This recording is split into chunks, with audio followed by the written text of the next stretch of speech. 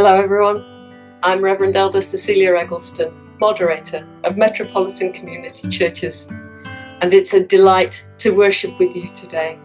I bring greetings from the Council of Elders, the Governing Board and the MCC staff. Will you pray with me? Loving and amazing God, you sent Jesus into the world to reunite us with you, to refresh us and revive us. You sent Jesus to give us a new way of being in the world. At this Christmas time, may we reconnect with that joy and that hope. May, as we listen, we hear your words and live in your way. Amen. One of the most interesting questions that I've ever been asked to discuss in a Bible study is, when would have been the best time for Jesus to be sent? When would have been the best time for Jesus to come on earth? It's an interesting one to think about, isn't it? Throughout time, when would it have been the best time for Jesus to be born? In the group that I was in, we more or less agreed that having Jesus born at a time when communication systems were more advanced perhaps would have meant that the good news would have spread more quickly and to more people.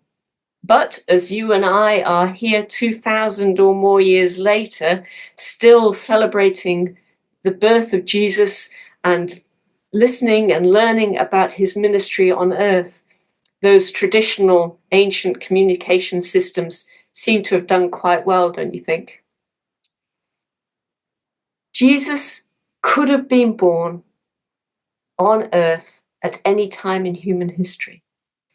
And yet he was born into a country that was under oppressive rule from a foreign power at a time when the religious authorities focused on strict adherence to the law and yet showed hypocrisy in the way that they lived their own lives.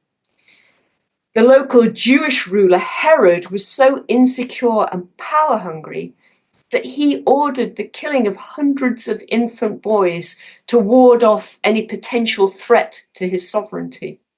And it was because of this that the child Jesus and his family fled to a neighboring country where they were refugees in a foreign land for a while. Jesus was born into a world that was far from perfect. It was dangerous and unpredictable. And yet, in the midst of all this, the birth of Jesus brought joy and hope. We hear in Luke's Gospel about the angel's message to the shepherds. An angel of the Lord appeared to them, and the glory of the Lord shone around them, and they were terrified. But the angel said to them, "Do not be afraid. I bring you good news that will cause great joy for all the people."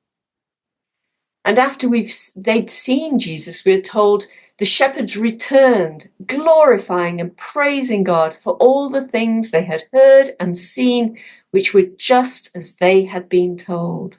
How fantastic.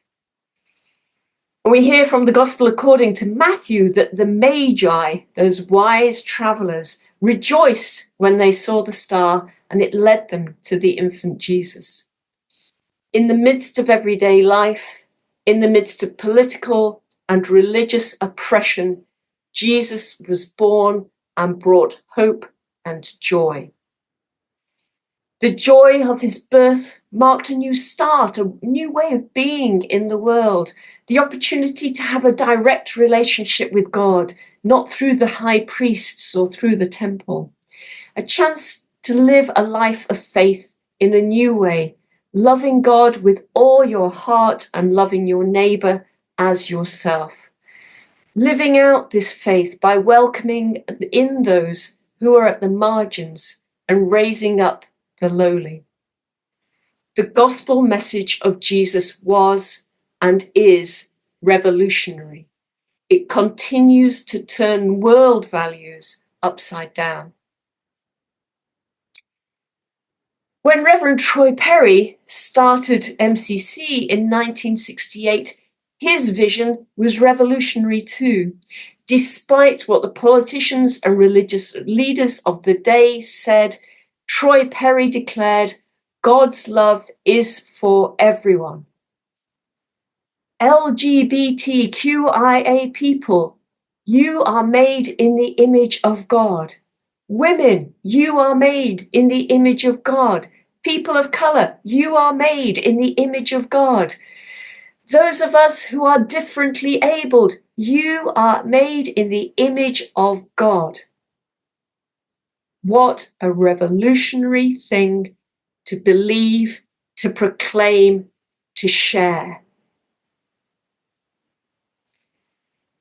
We, whoever we are and wherever we are precious in God's sight. We are beloved children of God. When I became moderator in 2019, there were legitimate discussions about whether MCC had a future, whether life for LGBTQIA plus people in various different parts of the world was actually now so comfortable with progressive politics and many inclusive churches that perhaps MCC's ministry in those areas is coming to a close. As we head into 2025, we are facing a very different landscape. Across the world, we see the rise of oppressive politics, laws being changed to take away protections and freedoms, laws being introduced which may criminalize many of who we are. Religious rhetoric that protects the powerful and further alienates those at the margins has had a louder and louder voice in many places. And sadly, for many people, that's the only Christian voice that they hear. The world today is still unpredictable and dangerous. And MCC is needed now more than ever. We are needed to offer joy and hope, even when we're feeling the challenges of life ourselves. We know, because we have experienced it ourselves, that a kind word, a friendly face, a warm welcome can make all the difference. We know that really seeing and valuing someone for who they are can save and change a life. Remembering names, taking time to pronounce them properly, and using the correct pronouns may seem like small gestures to us, but they are massive to the person who is wondering if they are welcome just as they are.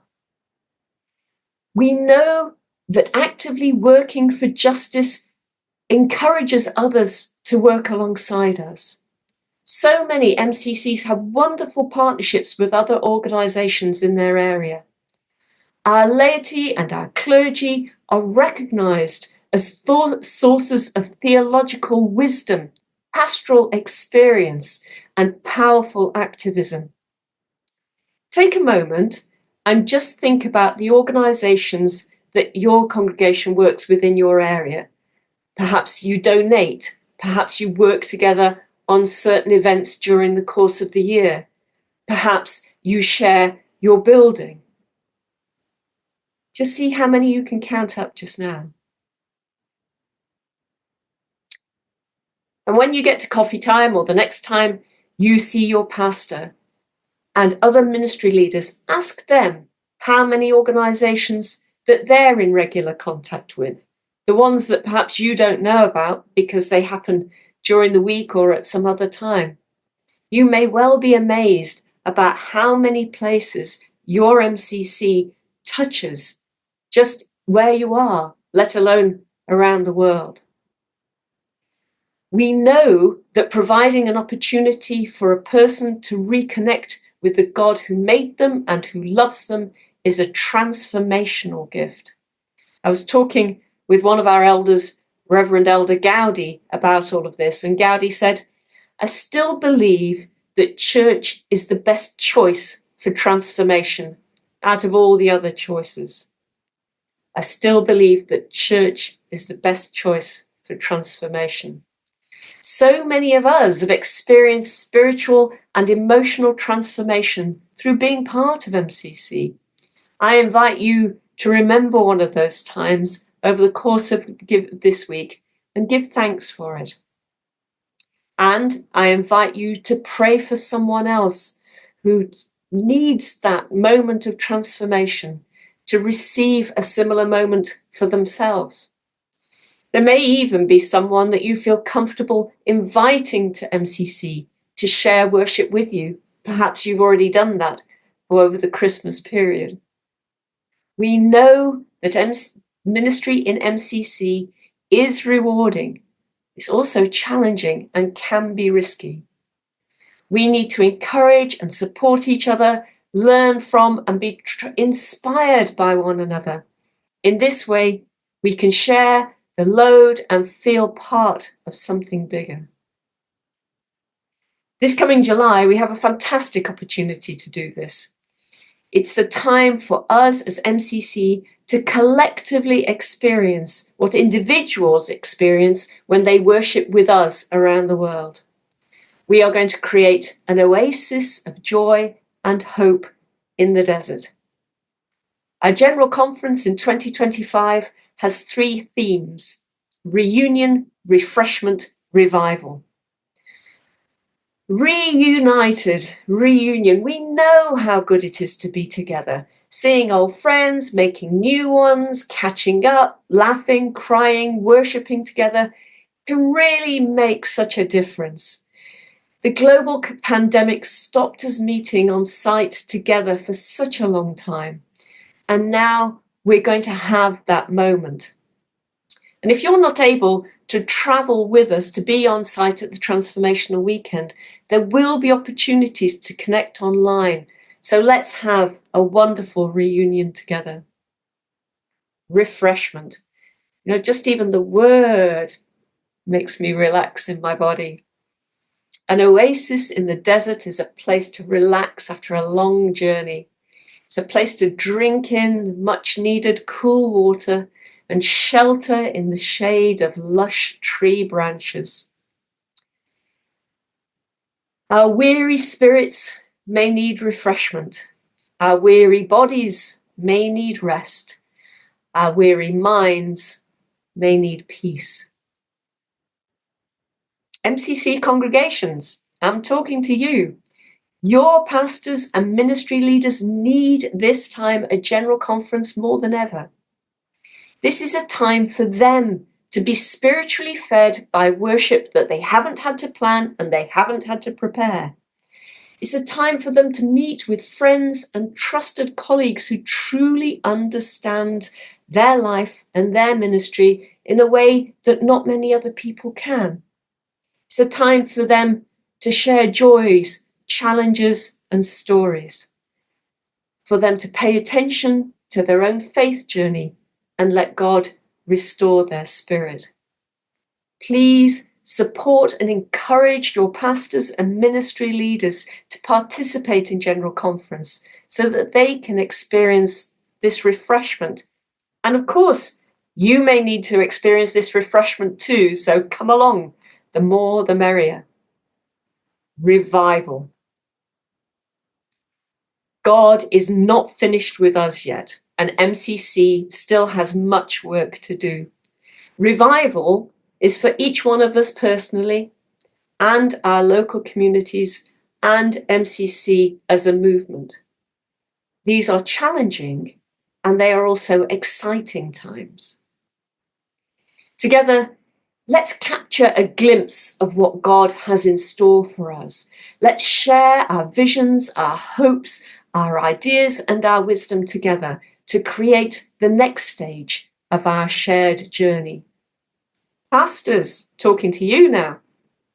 This is a great time to consider who in your congregation would most benefit from experiencing the global presence and the spiritual power of General Conference?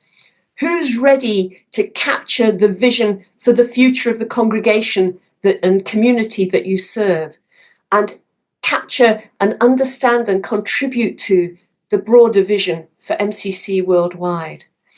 Who is going to soak up the opportunity to meet with other MCCers and learn and share ministry ideas?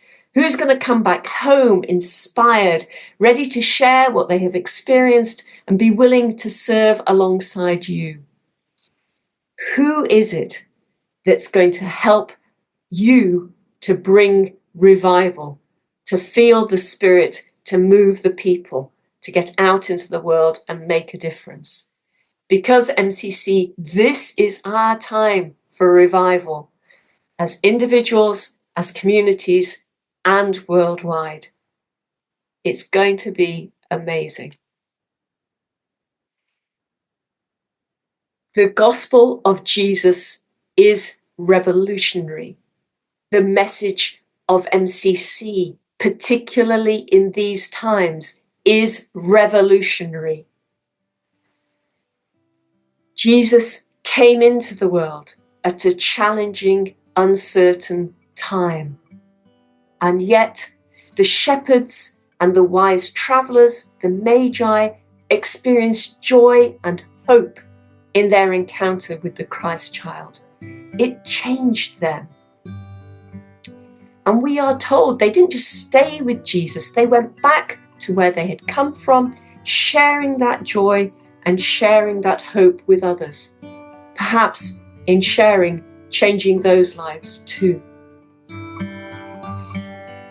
Now, in our lives, in these challenging times, may we find joy and hope in the birth of Jesus and all it offers us. May we share that joy and that hope with all those who so desperately need to experience it. And sometimes that's us. Because we know, as we knew so many of those other things, we know that Emmanuel, God, is with us as we share that hope and joy to the world. God bless.